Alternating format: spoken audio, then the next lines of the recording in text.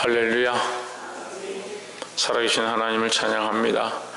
우리가 범사에 하나님의 살아계심을 인정하고 하나님이 하시는 일을 인정하고 그 역사를 믿을 때 우리가 하나님이 하시는 일을 더 크게 보게 될 것이고 하나님이 하시는 일을 더 경험하게 될 줄 믿습니다. 출애굽기 14장 말씀 함께 나누겠습니다. 이스라엘 백성들이 광야로 갔다는 소식을 듣고 3절에 보면 바로가 이스라엘 자손에 대하여 말하기를 그들이 그 땅에서 아득하여 광야에 갇힌 바 되었다 한지라. 4절에 내가 바로의 마음을 강팍케 한즉 바로가 그들의 뒤를 따르리니 내가 그와 그 온 군대를 인하여 영광을 얻어 애굽 사람으로 나를 여호와인 줄 알게 하리라 하심에 무리가 그대로 행하니라 했습니다. 이미 하나님께서 이스라엘 백성들에게 그 광야 가운데 들어오자마자 이 말씀하셨습니다. 애굽이 바로가 나를 여호와인 줄 알게 될 것이다. 그들이 참 내가 하나님인 줄 알게 될 것이다 라고 말씀하셨고 그들에게 이 약속의 말씀을 하셨는데도 이스라엘 백성들은 지금 일어나는 상황들을 보고 하나님을 원망하기 시작하죠. 애굽 군대가 특별병거 7절에 보면 특별병거 600성과 애굽의 모든 병거를 바라니 장관들이 다 거느렸더라 했습니다. 이 바로가 군대를 이끌고 쳐들어온다는 소식을 들으니까 이 백성들이 원망하기 시작합니다. 10절에 바로가 가까이 올 때에 이스라엘 자손이 눈을 들어본 즉 애굽 사람들이 자기 뒤에 미친지라 이스라엘 자손이 심히 두려워하여 여호와께 부르짖고 11절에 그들이 또 모세에게 이르되 애굽에 매장지가 없으므로 당신이 우리를 이끌어내어 이 광야에서 죽게 하느뇨 어찌하여 당신이 우리를 애굽에서 이끌어내어 이같이 우리에게 하느뇨 했습니다. 사람들은 눈에 보이는 상황들과 현상들을 보니까 당장 자기 생각대로 되지 않고 기분이 좋지 않고 환경이 자기들에게 맞지 않으면 그것을 보고 원망합니다. 우리가 봐야 될 것은 믿음의 눈을 들어서 하나님이 하시는 일들을 보아야 합니다. 지금 우리 눈에 어렵고 힘들고 가능성이 없는 것처럼 보이고 정말 모든 사람들이 믿음에서 물러가고 모든 환경들이 녹록지 않은 그런 상황 안에 놓여있다 할지라도 앞뒤로 우겨쌈을 당한 사방으로 우겨쌈을 당한 그런 상황 가운데 있다 할지라도 우리는 여전히 하나님을 의뢰하고 신뢰하고 믿음을 드러내야 된다는 겁니다. 평안하고 안전할 때 믿음이 있고 하나님 바라보는 것은 누구나 다 그렇게 합니다. 그런데 환난이 닥치고 고난이 닥치고 정말 아무것도 할 수 없는 내 힘으로 할 수 있는 것이 없겠다라고 생각할 그런 상황 가운데 우리는 더더욱 뭐가 남아있어야 되냐? 믿음이 남아있어야 돼요. 그래서 보이는 것, 지금 나에게 닥쳐있는 것 그런 것들을 쳐다보는 것이 아니고 보이지 아니하시는 하나님을 신뢰하시기를 주의 이름으로 축원합니다. 12절에 우리가 애굽에서 당신에게 구한 말이 이것이 아니뇨 이르기를 우리를 버려두라 우리가 애굽 사람을 섬길 것이라 하지 아니하더뇨 애굽 사람을 섬기는 것이 광야에서 죽는 것보다 낫겠노라 했습니다. 그러니까 어떻게 보면 이 이론이 맞는 것 같아요. 이 사람들이 말하는 게 맞는 것 같아요. 근데 뭐가 없습니까? 믿음이 없습니다. 하나님 지금까지 하시는 역사를 보았고 하나님 지금 그들을 인도하고 있는 것들을 보았는데도 역시 여전히 뭘 보느냐? 현실만 바라보고 있는 겁니다. 제가 참 믿음에서 물러가는 사람들 보니까요 기적과 이적을 보지 못해서 그런 게 아닌 것 같아요. 하나님 일하심을 그들이 그 입술로 고백했고 하나님께서 역사하신 것들을 실제로 보았는데도 어떤 돌에 걸리거나 상황에 걸리거나 환경에 걸리거나 어려움이 닥치면 대부분의 하나님 원망하는 겁니다. 대부분의 믿음을 배반해버리는 겁니다. 그런 사람들이 수없이 있는 거예요. 결국 뭐가 없는 겁니까? 믿음이 없는 거예요. 그래서 우리는 누구를 바라봐야 되냐? 믿음의 주여 또 온전케 하신 예수를 바라봐야 된다 했습니다. 지금 환경을 바라보는 것은 누구나 다 하는 겁니다. 믿는 자든 믿지 않는 자든 환경은 여전히 똑같이 봅니다. 상황은 똑같이 보고 있는 겁니다. 다른 게 없습니다. 그런데 믿지 않는 자들과 똑같이 우리가 환경과 상황들을 보고 있다면 얼마나 어리석은 모습들입니까? 믿음의 눈을 들어서 하나님 하신 일을 보기를 주의 이름으로 축원합니다.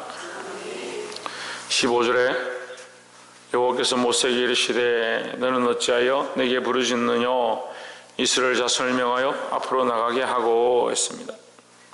자, 모세에게 하나님께서 뭐하냐? 너는 뭐라고 말씀하시냐? 너는 왜 내게 부르짖냐? 왜 내게 기도하느냐? 이렇게 말씀하십니다.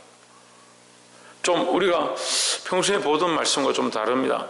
너는 부르짖으라, 너는 내게 기도해라 이렇게 말씀하셔야 되는데 너는 왜 내게 부르짖느냐 이렇게 말씀하시는 겁니다. 이것은요 어떻게 보면 중언부언과 비슷한 겁니다. 이 같다라고 할 수는 없지만 중언부언과 비슷한 거예요. 왜? 하나님이 이미 약속하셨고 선포하셨고 말씀하셨는데 우리는 뭐 어떻게 생각하냐? 지금 앞에는 홍해고 뒤에는 군사들이 쳐들어오니까 어찌 할 바를 모르는 거죠. 하나님 이미 말씀하셨는데 그럼 뭘 보이냐? 믿음을 보이고 선택하고 앞으로 가면 되는데 많은 사람이 계속 기도합니다. 기도해서 하나님 뜻을 보기 원한다 했습니다. 그럼 하나님 뜻을 보이셨습니다. 응답하셨습니다. 그럼 순종하면 되는데 거기 멈춰있는 사람들이 수없이 있습니다. 우리가 알아야 될 것이 뭐냐? 박창조, 우리가 알아야 될 것이 뭐냐? 하나님이 이미 말씀하셨다는 거예요. 이미 우리에게 언약의 말씀을 주셨고 약속의 말씀을 주셨고 우리가 믿음으로 살아야 될 바들을 가르쳐 주셨습니다. 성령이 너희에게 임하시면 너희가 권능을 받고 했습니다. 우리는 지금도 성령을 사모하는데 이미 성령이 우리에게 오셨습니다. 충만케 되어지고 내가 성령의 이끌림을 받는 것이 지금 남은 것뿐이지 성령은 이미 오셨습니다. 우리가 세례받을 때 우리가 예수 그리스도를 믿을 때 하나님 앞에 우리의 신앙을 고백할 때 이미 성령이 우리에게 오셨습니다. 근데 자꾸 뭐하냐? 성령이 오셔야 된다 생각하고 있습니다. 하나님 우리가 임해야 된다 생각하고 있습니다. 이미 임하셨고 이미 말씀하셨고 우리에게 약속을 주셨습니다. 지금 우리가 처음 받았던 이 약속, 처음 받았던 믿음, 하나님의 그 말씀, 하나님 나라의 영원한 소망, 그거 붙잡고 나아가면 되는데 뭐가 문제냐? 계속 잊어버리는 겁니다. 내가 이미 말했다. 앞으로 나아가라. 너는 왜 자꾸 내게 부르짖느냐? 지금 이게 하나님의 말씀이에요.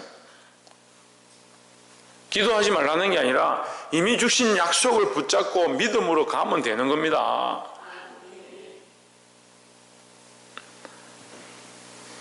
16절 지팡이를 들고 손을 바다 위로 내밀어 그것으로 갈라지게 하라. 이스라엘 자손이 바다 가운데 육지로 행하리라. 17절 내가 애굽 사람들의 마음을 강팍케 할 것인즉 그들이 그 뒤를 따라 들어갈 것이라. 내가 바로와 그 모든 군대와 그 병거와 마병을 인하여 영광을 얻으리니 있습니다. 18절에 내가 바로와 그 병거와 마병으로 인하여 영광을 얻을 때에야 애굽 사람들이 나를 여호와인 줄 알리라 하시더니 있습니다. 자, 이 말씀을 앞에서 4절에서 했죠. 하나님께서 내가 이 일을 통해서 내가 여호와인 줄 그들이 알게 될 것이다. 이미 말씀하셨습니다. 이미 말씀하신 약속을 붙잡고 가면 됩니다. 차라리 여기서 죽어도 하나님 이미 말씀하신 대로 나아가면 됩니다. 말씀을 붙잡고 나아간다는 것은 우리에게 새로운 무슨 일이 일어나야 되고 어떤 역사가 일어나야 되고 그것은 우리를 돕기 위해서 우리에게 더 확신을 주시기 위해서 우리를 보호하기 위해서 하나님께서 주시는 것이고 주시지 않는다 하더라도 이미 주어진 말씀, 이미 주어진 구원의 확신, 이미 주어진 십자가의 은혜가 우리 앞에 있습니다. 그것을 붙잡고 믿음으로 나아가면 됩니다.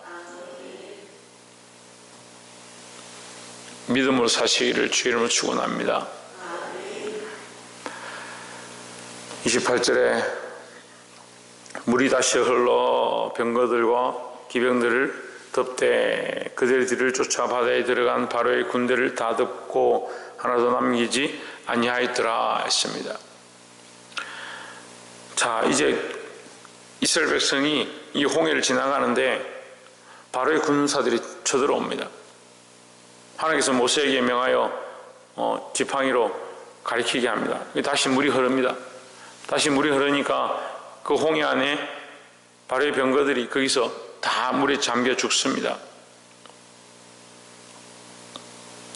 29절에 그러나 이스라엘 자손은 바다 가운데 육지로 행하였고 물이 좌우에 벽이 되었더라 했습니다. 29절에 보면 그러나 이렇게 하는 거예요. 그러나 우리가 이제 출애굽하는 영화를 보면 이스라엘 백성은 이미 바다를 건너서 건너편 바다에 가 있고 건너편 땅에 가 있고 바로의 군대는 바다로 오는데 바닷물이 흘러서 거기 다 죽는 것처럼 이렇게 보이는데 말씀은 사실은 같이 바다 안에 있는 거예요. 같이 바다 속에 있는 거예요. 근데 지팡이를 모세가 이렇게 할 때 바로의 군사들은 그 바다 속에서 물에 잠기고 이스라엘 백성은 그러나 하나님은 그러나로 역사하시는 겁니다. 세상의 조류가 그대로 흘러가고요. 세상의 세월이 그대로 흘러가고 환경과 여건이 그대로 흘러가고 세상의 권력들이 그대로 흘러가고 우리는 그 속에 살아가는 겁니다. 그러나 하나님 살아계시다는 거죠. 하나님의 구원은요 또한 인생에게 뭐냐? 구별입니다. 구별. 하나님께서 그 애굽 땅에서 그들을 구별하셨던 것처럼 그들에게는 많은